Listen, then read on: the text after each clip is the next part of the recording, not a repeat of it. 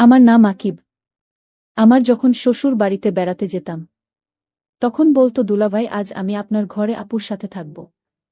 আমার শালি আমাকে বলতো যে জামাইবাবু আপনি ভীষণ সুন্দর। আমার দিদি অনেক ভাগ্যবতী আপনার মতো স্বামী পেয়ে। আমি আমার শালিকাকে বললাম তাহলে তোমার বুঝি হিংসা হচ্ছে? তখন শালিকা বলল দেখুন দুলাভাই আমি কিন্তু আজ রাতে আপুর ঘরে ঘুমাব। আপনি যাই বলুন না কেন, আমি আজ আপনার কথাই শুনব না। দুলাভাই আপনি কিন্তু না করবেন না।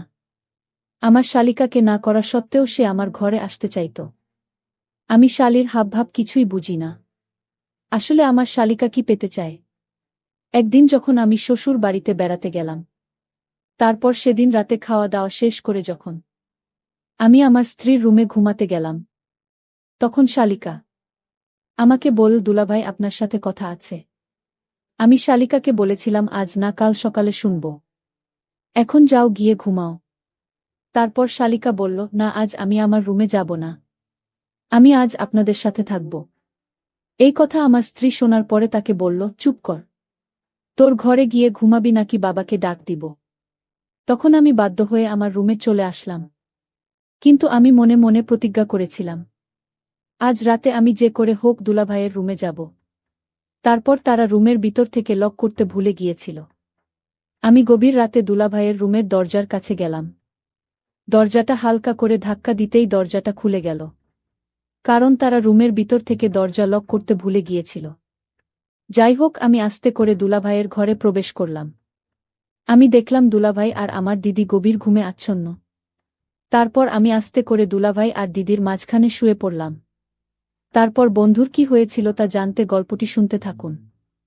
আমার বউ ও শালিকা ভীষণ সুন্দরী ছিল দেখতে। আমার শালিকা কিন্তু আমার বউয়ের চাইতেও ভীষণ সুন্দরী ও তরুণী। সেদিন রাত্রিবেলা আমি যখন শ্বশুর বাড়িতে ছিলাম, তখন সুযোগ বুঝে আমার শালিকা আমার ঘরের ভিতরে ঢুকে চুপচাপ। আসলে আমার বউ ও আমার শালি, তারা দুই বোন ছিল।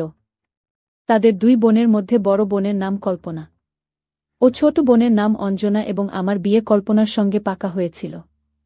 কল্পনা তার বোনের চাইতে বয়সে ৩ বছরের বড় ছিল। কিন্তু আমি যখন ছুটি নিয়ে শহর থেকে বাড়ি ফিরে এসেছিলাম মেয়েকে দেখার জন্য, তখন আমার বাবা মা আমাকে বলেছিল আমি যাতে পার্সোনাল ভাবে প্রথমে মেয়েটাকে দেখে আসি। তারপর আমার যদি মেয়ে পছন্দ হয় তবে আমার বাবা মা মেয়েটার সঙ্গে আমার বিয়ে পাকা করবে। আসলে আমি ঢাকায় একটা কোম্পানিতে চাকরি করতাম। ওই মেয়েটির সঙ্গে দেখা করার জন্য আমি কিছুদিনের ছুটি নিয়ে বাড়ি এসেছিলাম। তারপর একদিন ঠিক করে ওই মেয়েটির সঙ্গে দেখা করতে গিয়েছিলাম। প্রথমে তো শুনেছিলাম যে মেয়েটি নাকি আমার সঙ্গে দেখা করতে রাজি নয়। তারপর মেয়েটির বাবা আবার আমার বাবাকে ফোন করে জানিয়েছিল যে তার বড় মেয়ে নাকি আমার সঙ্গে পার্সোনাল ভাবে দেখা করতে রাজি হয়েছে। মেয়েটিকে দেখা মাত্রই তো আমার দম বন্ধ হয়ে আসছিল। কারণ সে এতটাই তরুণী ছিল যে প্রথম দৃষ্টিতে তাকে দেখা মাত্রই আমার চোখ দুইটা বড় হয়ে গেছিল। কারণ মেয়েটি ভীষণ সুন্দরী দেখতে। তার সৌন্দর্য দেখে তো আমার চোখ দুইটা জুড়িয়ে গিয়েছিল। তারপর সে যখন পার্কে এসেছিল, তখন আমি তাকে প্রশংসা না করে থাকতে পারিনি। কিন্তু আমি তো স্বপ্নেও ভাবতে পারিনি যে তার সৌন্দর্যের প্রশংসা করতে গিয়ে সে যে আমার সঙ্গে বিয়ের আগেই। আমি কল্পনাকে বলেছিলাম যে এটা কিন্তু ঠিক হয়নি। কারণ এখনও যেহেতু আমাদের বিয়ে হয়নি, আর বিয়ের আগেই তুমি আমাকে। তখন সে বলেছিল তুমি কি আমাকে বিয়ে করবে না? তখন আমি অনেক ভালোবেসে বলেছিলাম তোমাকে বিয়ে না করলে আমি নিজেই তো এখন আর থাকতে পারবো না। তাই এই ধরনের কথা বলবে না। তখন কল্পনা মুচকি হেসে বলেছিল তাহলে তুমি এত ভয় পাচ্ছ কেন? কিছুদিন পরেই তো আমাদের বিয়ে হবে। তাই চিন্তার কোনো কারণ নেই। আমাদের মাঝে যা হওয়া সেটা তো হয়ে গেছে। তারপর বাড়ি ফিরে এসে বাবা মাকে বলেছিলাম যে আমার বিয়ের তারিখ যাতে খুব তাড়াতাড়ি পাকা করে। আমি মেয়ে পছন্দ করে ফেলেছি। এটা শুনে তো আমার বাবা মাও খুব খুশি হয়েছিল। তারপর কিছুদিন পরেই আমি বাবা মায়ের সঙ্গে কল্পনার বাড়িতে গিয়েছিলাম বিয়ের দিন পাকা করার জন্য। কিন্তু কল্পনার বাড়িতে যাওয়ার কিছুক্ষণ পরেই আমার পায়ের তলা থেকে যেন মাটিটায় সরে গিয়েছিল। এবং আপনারা শুনে আশ্চর্য হবেন যে একটা মেয়ে কিভাবে নিজের স্বার্থের জন্য যে আমার সঙ্গে সবকিছু, তারপর সবকিছু সত্যি কথা জানতে পেরে আমি যখন সবার সামনে অঞ্জনার ব্যাপারে সত্যি কথা বলার চেষ্টা করেছিলাম, তখন অঞ্জনা আমাকে কোনো মতেই সত্যি কথাটা বলতে দেয়নি। তারপর আমি যখন তার সঙ্গে পার্সোনাল ভাবে লুকিয়ে কথা বলেছিলাম, ও জিজ্ঞেস করেছিলাম যে তুমি কেন আমার সঙ্গে তোমার দিদির সঙ্গে এই রকম বেইমানি করলে? তুমি তোমার দিদির সরলতা নিয়ে আমাকে ঠকিয়েছে। শুধু তাই নয়, তুমি তোমার বোনকেও ঠকিয়েছ। সেদিন তো আমি তোমাকে কল্পনা ভেবে তোমার সঙ্গে। আমি কিন্তু সবাইকে সত্যি কথা বলে দেব যে তুমি কিভাবে আমাকে ঠকিয়েছ। আর তোমার একবারও লজ্জা হলো না যে তুমি নিজের দিদির জীবনটাকে নষ্ট করছ? অঞ্জনা তখন আমাকে হুমকি দিয়েছিল যে আমি যদি কাউকে সত্যি কথা বলি তাহলে সে নাকি সবাইকে এটাই বলবে যে সেদিন পার্কে আমি নাকি তার সঙ্গে জোর করে, এবং সে আমাকে মিথ্যা কেসে ফাঁসিয়ে দেবে। ওই ভয়ে আমি চুপচাপ ছিলাম এবং কল্পনাকে এই বিয়ে করেছিলাম। কিন্তু আমার ক্ষমতা হয়নি তার বোনের ব্যাপারে আমার স্ত্রীকে সত্যি কথা বলার। বিয়ের পরে অঞ্জনার সঙ্গে ঘটে যাওয়া সেই দিনটাকে একটা খারাপ স্বপ্ন মনে করে নিজের মন থেকে সরিয়ে দিয়েছিলাম। এবং আমি নিজের স্ত্রীকে অনেক ভালোবাসতে শুরু করেছিলাম। আমি নিজের স্ত্রীকে মন থেকে ভালোবাসতাম। কিন্তু আমার স্বামী আমার সঙ্গে অন্যায় করেছিল। বিয়ের পরে প্রথমে আমি যখন শ্বশুরবাড়িতে আসি, সেদিন রাত্রিবেলা আমি শুয়েছিলাম, তখন রাত্রিবেলা চুপচাপ আমার শালী আমার ঘরের ভিতরে এসে তার দিদির পাশে শুয়ে পড়ল, এবং আমিও ঘুমের ঘোরে তাকে নিজের স্ত্রী মনে করে যখন তার দিকে তাকায় তখন আমার আত্মা কেঁপে উঠেছিল। আমি তখন তাড়াতাড়ি শালিকাকে বাইরে নিয়ে গিয়ে জিজ্ঞেস করেছিলাম যে তুমি কি কারণে আমার সঙ্গে এমন করছো? তুমি সম্পর্কে আমার শালী হও, এই জন্য শুধু আমি তোমাকে ছেড়ে দিচ্ছি, নইলে কিন্তু তুমি আমার সঙ্গে যা বেয়াদবি শুরু করেছ এগুলো কিন্তু সহ্য করার মতো না। তুমি আমার কাছে কি চাও? আমার শালী তখন বলেছিল, জামাইবাবু সেদিন আপনি আমাকে যা করেছিলেন তা আমি এখন আপনার কাছে চাইছি, এবং আপনি যদি আমার কথা না রাখেন তাহলে আমি কিন্তু বাড়িতে সবাইকে সবকিছু সত্যি কথা বলে দেব যে বিয়ের আগেই আপনি আমার সঙ্গে। তাই আমাকে সবসময় ভালো রাখার চেষ্টা করবেন। তার সব কথা শোনার পরে আমি তাকে আস্তে করে বলেছিলাম যাতে কেউ শুনতে না পায় যে তোমার লজ্জা করে না অঞ্জনা? তুমি তোমার দিদির জীবনটাকে নষ্ট করতে চাইছ। তোমার দিদির সঙ্গে আমার বিয়ে হয়েছে, আর এখন আমি তোমার দিদিকে অনেক ভালোবাসি। আর সেদিন তুমি আমাকে মিথ্যা কথা বলেছিলে যে তুমি কল্পনা, আর এমনিতেও সেদিনের ঘটনাটা আমি দুঃস্বপ্ন মনে করে ভুলে গেছি, এবং তুমিও ভুলে যাও। আমাদের ভালো থাকতে দাও। আমি তোমার দিদিকে অনেক ভালোবাসি, তাই তুমি ভুল করেও আমাদের মাঝে আসার চেষ্টা করবে না, না হলে কিন্তু খুব খারাপ হবে। আমার শালী তখন বলেছিল আমি আপনাদের মাঝে কই আসি? জামাইবাবু মাঝে তোমার দিদি চলে এসেছে, আর এমনিতেও আমি আপনার কাছে চাইছি। আপনি আপনার তার সঙ্গে কি করবেন সেটা দেখে তো আমার কোনো লাভ নেই। আর এমনিতেও এটা তো আপনার কপাল বা সৌভাগ্য যে আপনি একটার সঙ্গে আরেকটা ফ্রি পাচ্ছেন। কিন্তু আপনি চান আর না চান, আপনাকে তো আমার চাই, নইলে আমি কিন্তু সবাইকে সবকিছু সত্যি কথা বলে দেব। এই বলে আমার শালিকা আমার। কিন্তু আমি কোনো মতে নিজের মান সম্মান নষ্ট হতে দিইনি। আমি সেদিন রাতে তাকে ধাক্কা দিয়ে ফেলে দিয়ে নিজের স্ত্রীর ঘরে ফিরে এসেছিলাম। সেদিন রাতে অঞ্জনার অসভ্যতা দেখে রাগে আমার মনে হচ্ছিল যেন আমার শালিকাকে একটা থাপ্পড় দিই। সেদিন রাতে আমি আমার শালিকাকে অনেক বোঝানোর চেষ্টা করেছিলাম যে ও যেটা চাইছে সেটা সম্পূর্ণ ভুল, এবং এতে আমাদের ৩ জনের জীবনটাই নষ্ট হয়ে যাবে। কিন্তু সে কোনোমতেই আমার কথা শুনতে রাজি ছিল না। এদিকে আমি এত বেশি অস্থির ছিলাম আমার শালীর ব্যবহারের জন্য যে আমার তো আর একটা মুহূর্ত শ্বশুরবাড়িতে থাকতে ইচ্ছে করছিল না। তাই কোনো রকমভাবে ২ দিন থেকে আমি আমার স্ত্রী, শ্বশুর ও শাশুড়ি মাকে বলে দিয়েছিলাম যে আমার এখানে থাকা হবে না, আমাকে বাড়ি ফিরে চলে যেতে হবে, কারণ আমাকে আবার অফিস জয়েন করতে হবে। কিন্তু সেদিন আমার কথা শোনার পরে আমার শ্বশুরমশাই নিজের ছোট মেয়েকে অনেক ভারী গলায় ও রেগে চিৎকার করে ডেকে বললেন, অঞ্জনা, কাল রাতে তুই তোর জামাইবাবুর সঙ্গে লুকিয়ে এমন কি কথা বলছিস? তারপর আমার শ্বশুরমশাই আমার বুকে জোরে ডেকে বলল, কল্পনা, তোমার চাচা তোমার শ্বশুর বাড়ি চলে যাওয়ার আগেই তোমার সঙ্গে দেখা করতে চেয়েছেন। উনি তোমার সঙ্গে কিছু জরুরি কথা বলবেন, তাই তুমি এক্ষুনি তোমার চাচার সঙ্গে দেখা করে এসো। এবং বাড়ি ফিরে যাওয়ার আগে আমি আমার বুকে বলেছিলাম যে আমার অফিসে অনেক জরুরি কাজ আছে, যার জন্য তাকে ও আমার সঙ্গে বাড়ি ফিরে চলে যেতে হবে। কিন্তু আমি আমার বুকে আসল কারণটা ভয়ে বলতে পারিনি। কারণ আমার মনে একটা ভয় ছিল যে আমি যদি আমার বুকে আমার শালিকা ও আমার ব্যাপারে সবকিছু সত্যি কথা বলে দিই, তাহলে হয়তো আমার বউ আমাকে ছেড়ে দেবে। তাই আমি আমার বুকে সত্যি কথাটা বলতে পারিনি। আমার সাহসী হয়নি। তারপর আমার শ্বশুরমশাই যখন আমার বুকে তার চাচার কাছে যেতে বলেছিল, তখন আমার বউ তার বাবার কথা অনুযায়ী তার চাচার বাড়ি চলে গেছিল। তারপরে আমার শ্বশুরমশাই যখন আমার স্বামীকে রাতের ঘটনার ব্যাপারে জিজ্ঞেস করেছিলেন, তখন অঞ্জনার শ্বশুরমশাইকে মিথ্যা কথা বলার চেষ্টা করেছিল। তারপর আমার শ্বশুরমশাই হঠাৎ করে যা বলেছিলেন সেটা শুনে তো আমার মাথা পুরো ঘুরে উঠেছিল। কারণ আমার শ্বশুরমশাই তার মেয়ের সব মিথ্যা কথা শোনার পরে নিজের মেয়েকে একটা থাপ্পড় মেরে বলেছিলেন, অসভ্য মেয়ে কোথাকার! কাল রাতে তুই আমার জামাইয়ের সঙ্গে যা ব্যবহার করছিস, সেগুলো আমি নিজে চোখেই দেখে ফেলেছি। আর আমি এটা তো জানতাম না যে কল্পনার পরিবর্তে তুই জামাইবাবুর সঙ্গে দেখা করার জন্য গিয়েছিলি। আর ওই পার্কে গিয়ে তুই তোর জামাইবাবুর সঙ্গে। না, আর ভাবতেই পারছি না। একটিবারও ভাবলি না যে ওটা তোর জামাইবাবু হবে? আমি তখন তাড়াতাড়ি করে আমার শ্বশুরমশাইয়ের হাতে পায়ে ধরে বলেছিলাম, বাবা, আমাকে ক্ষমা করে দিন। আমি কিন্তু ভয়ে আপনাকে এবং বাড়ির কাউকে সত্যি কথা বলতে পারিনি।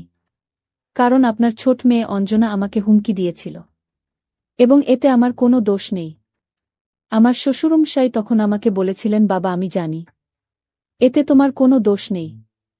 আমার মেয়ে যদি আগেই বলে দিত যে সে কল্পনা নয় অঞ্জনা, তাহলে হয়তো এত বড় ঘটনা ঘটত না।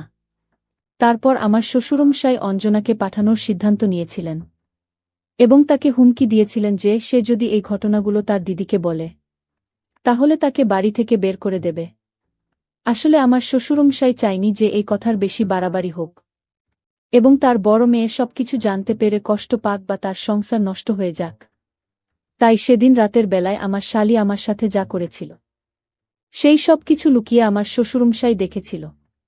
তারপর সেদিন সব কথা আমার শ্বশুরমশাই ও শাশুড়ির সামনে পরিষ্কার হয়ে যাওয়ার পরে আমার শ্বশুরমশাই সেদিন রাতেই আমাকে আমার বাড়ি ফিরে যেতে বলেছিল, কল্পনাকে সঙ্গে নিয়ে, এবং এই কথাগুলো কল্পনাকে বলতেও বারণ করেছিলেন।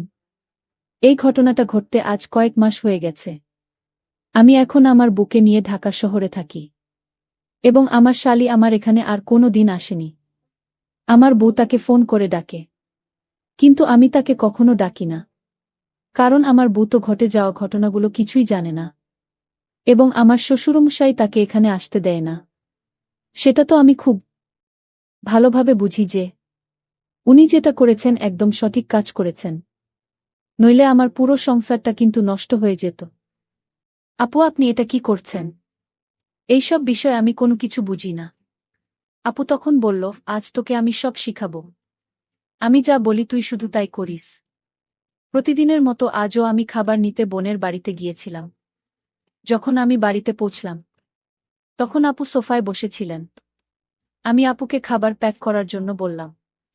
তিনি বললেন, খাবার একটু দেরিতে নিয়ে যাস। আগে তুই আমার একটু পায়ে মালিশ করে দে, পায়ে অনেক ব্যথা পাইছি। পায়ের ব্যথায় রাতে ঘুমাতে পারছি না। আমি বললাম, দিদি আপনি কি বলছেন? তিনি বললেন, চিন্তা করো না, এখানে কেউ নেই, কেউ তোমায় কিছু বলবে না। আমি বাড়িতে একা আছি। আমি তখন সেখানে বসে বোনের পায়ে মালিশ করে দিচ্ছিলাম, কারণ দিদি বলেছিল সে নাকি পায়ে ব্যথা পেয়েছে।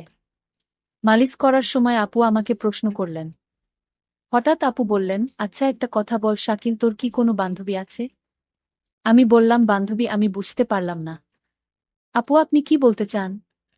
তিনি বললেন, আরে বোকা, আমার মনে হল কোনো গার্লফ্রেন্ড আছে নাকি। আমি বললাম, দিদি আপনি কি কথা বলছেন? আমি ওই ধরনের ছেলে নই। আর তাছাড়া গার্লফ্রেন্ডের ব্যাপারটা তো ধনী লোকেদের জন্য হয়। আপনি তো আমাদের বাড়ির পরিস্থিতি ভালোভাবে জানেন। তিনি বললেন, আচ্ছা, এর মানে তুই এখনো কুমার? তার এই কথা শুনে আমি একটু লজ্জা পেলাম। তিনি বললেন, আচ্ছা তাহলে একটা কথা বলো, কি তোর মন চায় না? আমি বললাম, দিদি আপনি কি বলছেন? আমি কিছু বুঝতে পারছি না। তিনি বললেন, আরে বোকা, এখন কি সব কিছু আমি খুলে বলবো? তোর ভিতরে বিন্দুমাত্র বোঝার ক্ষমতা নেই। দেখতে একদম গোবরু যুবক লাগলেও মাথা তো বাচ্চাদের মতো। চলো আজ আমি তোমায় শিখিয়ে দিচ্ছি। এটা বলার পর আপু আমাকে নিজের ঘরে নিয়ে গেলেন এবং দরজা বন্ধ করে দিলেন। তারপর তিনি যা কিছু শেখালেন তা আমার কল্পনার বাহিরে ছিল। আমার নিজের আপু আমাকে এটা কি শিখালো। মূল ঘটনাটি শুরু করার আগে তোমাদের কাছে একটি রিকোয়েস্ট, তোমরা এই ভিডিওতে একটি লাইক করে আর চ্যানেলটি সাবস্ক্রাইব করে পাশে থাকবেন, ধন্যবাদ। আমার নাম শাকিল এবং আমার বয়স 17 বছর। আমি জহির দুলাভাইয়ের সাথে কাজ করি। আমার বয়স বেশি নয়, তবে পরিস্থিতি এবং অভাবের কারণে আমি একজন শক্তিশালী দেহের অধিকারী। জহির দুলাভাই আমার কোনো আত্মীয় নন, আমি শুধু তার কাছে কাজ করি। তিনি বয়সে আমার থেকে অনেক বড়, তাই আমি তাকে দুলাভাই বলি এবং তার স্ত্রীকে আপু। প্রায় 3 বছর আগে আমি তাদের কাছে এসেছিলাম এবং সেই সময় আমি মাত্র 14 বছরের ছিলাম। তখন থেকে আজ পর্যন্ত আমি তাদের কাছে আছি এবং আমার পুরো সততা এবং পরিশ্রম দিয়ে তাদের কাছে কাজ করি। এই কারণে দুলাভাই আমার সাথে খুব সদয় আচরণ করেন এবং তিনি আমার উপর পুরো বিশ্বাস করেন। জহির তার পরিবার খুব বড় নয়, তাদের 2টি মেয়ে এবং একটি ছেলে আছে এবং স্ত্রী আছে।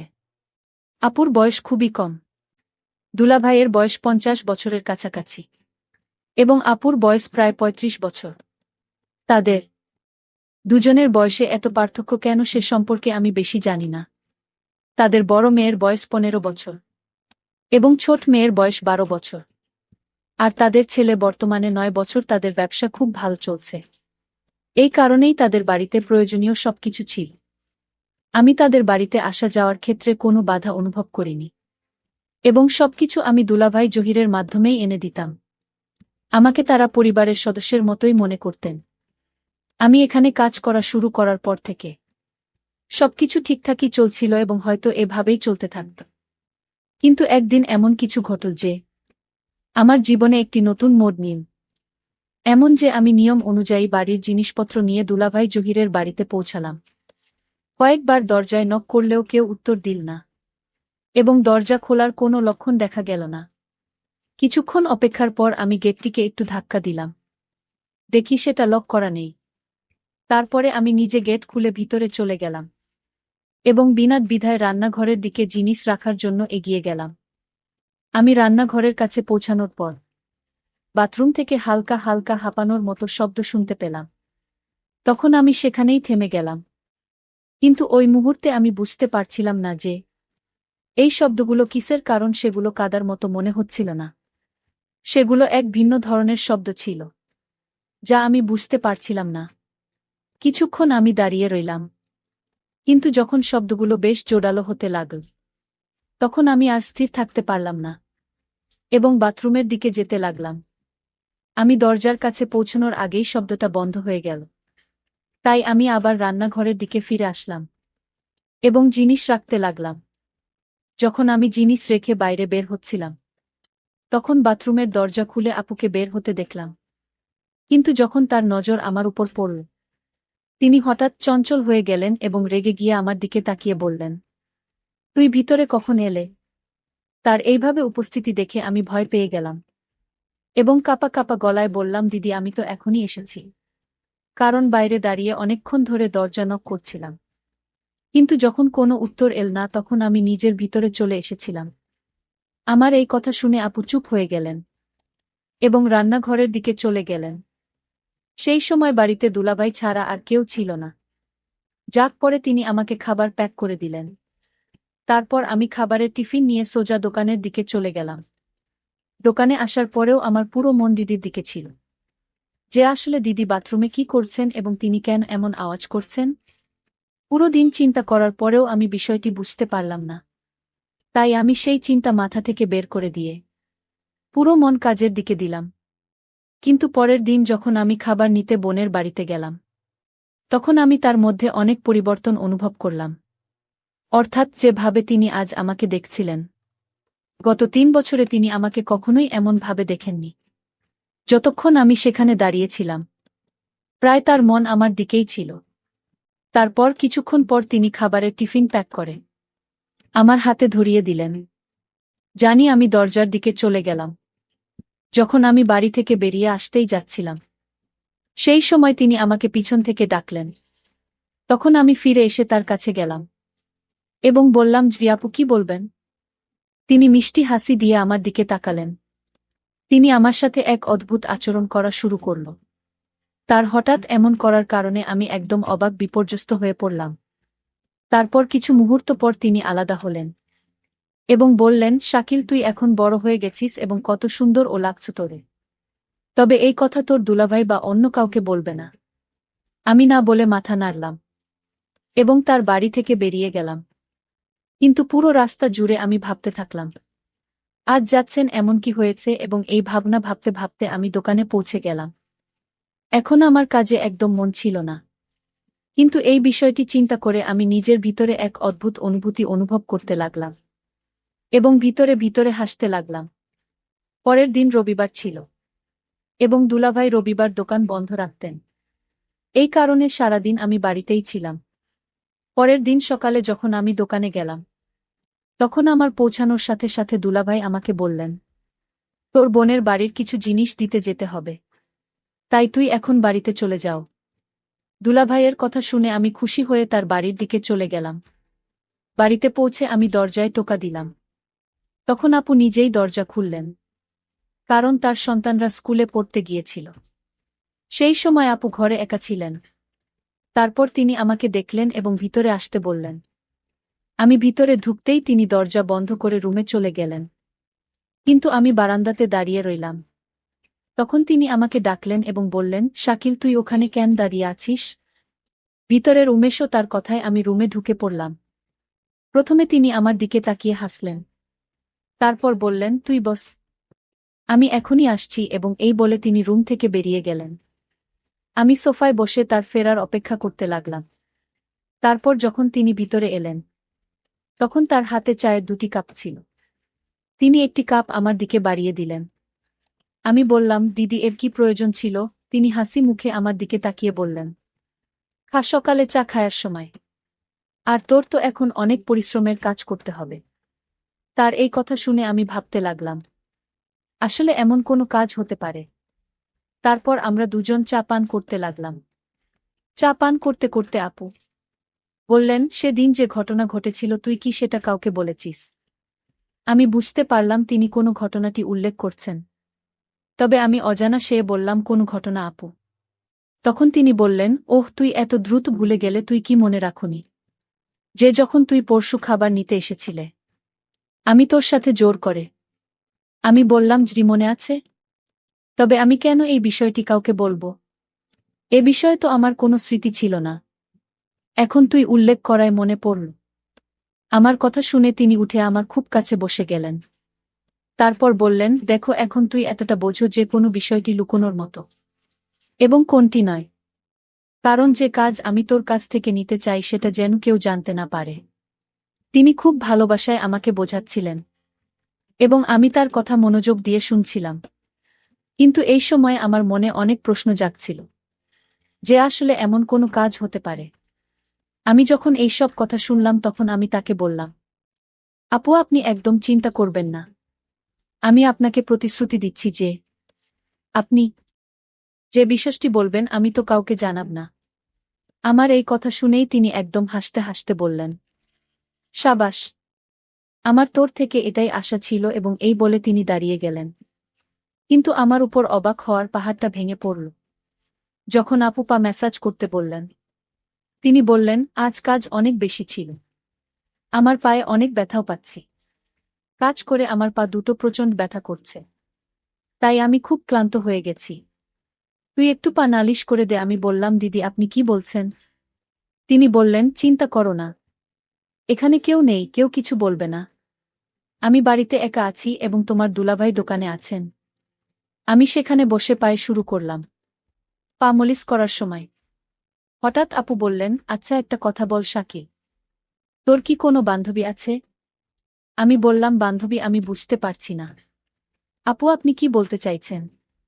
তিনি বললেন, ওরে বোকা, আমার মনে হলো তোর কি কোনো গার্লফ্রেন্ড আছে। আমি বললাম, দিদি, আপনি কি বলছেন? আমি সেই ধরনের ছেলে না। এবং আসলে গার্লফ্রেন্ড ব্যাপারটা তো ধনী লোকেদের জন্য। আপনি তো আমাদের পরিবারের অবস্থা ভালো করেই জানেন। তিনি বললেন, আচ্ছা, এর মানে তুই এখনো কুমার আছো? তার এই কথা শুনে আমি একটু লজ্জিত হলাম। তিনি বললেন, আচ্ছা তুই একটা কথা বল, তোর মন কি চায় না? আমি বললাম, দিদি আপনি কি বলছেন? আমি কিছু বুঝতে পারছি না। তিনি বললেন, ওরে বোকা, এখন আমি কি সব কিছু খুলে বলবো? তোর মধ্যে একদমই বোধ নেই। দেখতে একদম গব্বর যুবক মনে হচ্ছে। আর মাথা তো বাচ্চাদের মতো। আজ আমি তোকে শেখাচ্ছি। তার এই কথা শুনে আমি একটু আতঙ্কিত হয়ে পড়লাম। আমি বললাম, দিদি আমার দেরি হচ্ছে। আমি দোকানে যাচ্ছি। তিনি বললেন, এখনই তো এসেছিস? এত দ্রুত কি হলো, একটু দাঁড়াও, এই বলে তিনি আমাকে থামিয়ে দিলেন। তারপর তিনি বললেন, তুই জানিস তোর দুলাভাই কতটা বুড়ো হয়ে গেছে? তার এবং আমার বয়সের কতটা পার্থক্য আছে। আমি যদি গরিব ঘরে জন্মাতাম না, তাহলেই বুড়োর সঙ্গে আমার বিয়ে হতো না। এই বলে তিনি বললেন, আরও একটু পা ব্যথা করছে। কিন্তু আমি বুঝতে পারছিলাম দিদি এটা অভিনয় করছে। আসলে তার পায়ে কোনো ব্যথা নাই। আমি একটু ইতস্তত করতে লাগলাম। তিনি বললেন, লজ্জা পেও না।